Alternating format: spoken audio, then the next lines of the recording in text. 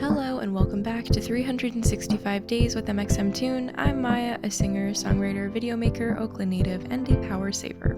I'm also a huge fan of history. I love untold stories, gross facts, hidden secrets, and anything weird, dark, and funky from the past. And each day I'm going to share one of my favorite deep cuts with you. So let's take a look at today's stories. It's 365 with mxmtoon.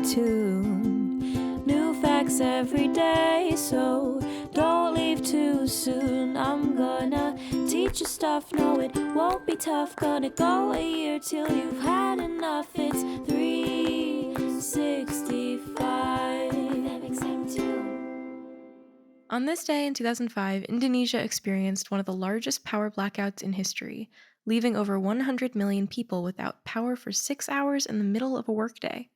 Jakarta, the largest city in Southeast Asia, was completely without power, leading to all kinds of chaos. So, how did the blackout happen, and what can we learn from it? Well, let's reverse. If you didn't know, Indonesia is a country in Southeast Asia, made up of 17,508 individual islands. Only 6,000 of them are inhabited, but that makes it the largest island country in the world. Other island countries you're familiar with would be Japan, the Philippines, the United Kingdom, to name a few. The biggest island belonging only to Indonesia is Sumatra, which is roughly the size of Montana. The smallest island in Indonesia, Simping, is the smallest island in the entire world as well. It's just a little bit of rock, sand, and a few trees. Fun fact, Indonesia is made up of so many islands of all different sizes that until they made an official count in 2017, no one really knew how many islands were a part of the country. Indonesia is also the world's 7th largest economy and 4th most populated country, after China, India, and the United States. Indonesia saw a massive amount of economic growth and urbanization throughout the 1990s.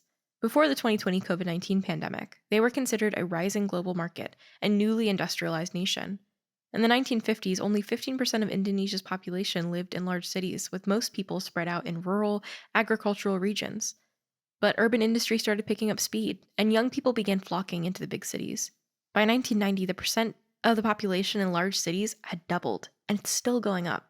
The most populous island in Indonesia is the island of Java, which is both the geographic and economic center of the city.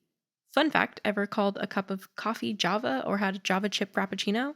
Well, the word Java comes directly from the island in Indonesia.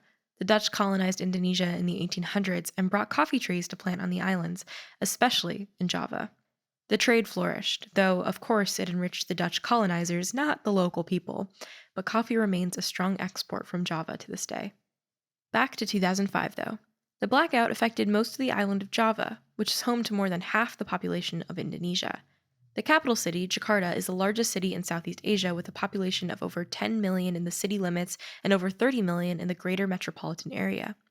As a comparison, New York City has a population of 8.5 million, and the greater metro area is 20 million. So Jakarta's greater metro area is 10 million more than New York City's. That's like adding a whole other New York City to New York City's metro area. On August 8, 2005, at 10:23 a.m., the power went out across Java and the small neighboring island of Bali. Nearly everything in Jakarta went black. Stoplights at intersections, trains, public transit, lights, central air, everything. Most hotels and office buildings were able to get generators going, but not before people came pouring out into the streets in fear of what was happening. Cars crashed going through intersections without working lights. Traffic jammed to a standstill. Commuters were stranded on stalled trains. People were trapped in elevators. Flights were grounded. Schools had no power, so they sent kids home, but homes had no power either. No power means no lights, no air, no hot water. Hospitals had to postpone surgeries or even refuse to accept new patients. Eventually, over 18,000 police and service people were deployed to help people navigate the gridlock and chaos, and help douse fires caused by candles. And of course, people feared for the worst, that this was a terror attack. The power didn't come back on for over 6 hours. So what happened? Well, it wasn't terrorism. Indonesia had been facing a growing energy crisis. As the country rapidly urbanized, the demand for power quickly surpassed the supply. The energy infrastructure couldn't keep up with the pace of migration, and the government wasn't investing enough money in repairs and rebuilding.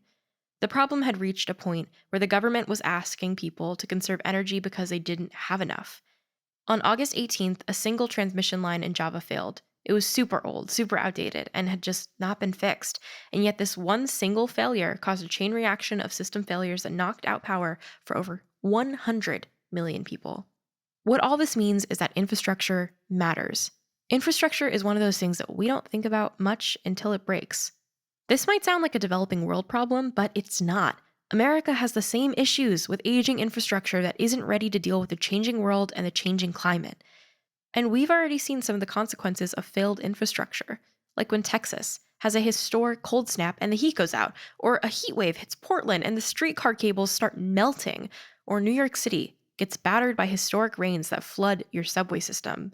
All things that happened in the United States in 2021, by the way. Whether it's caused by rapid urbanization, climate change, or a combination of the two, a strain on our infrastructure is a problem.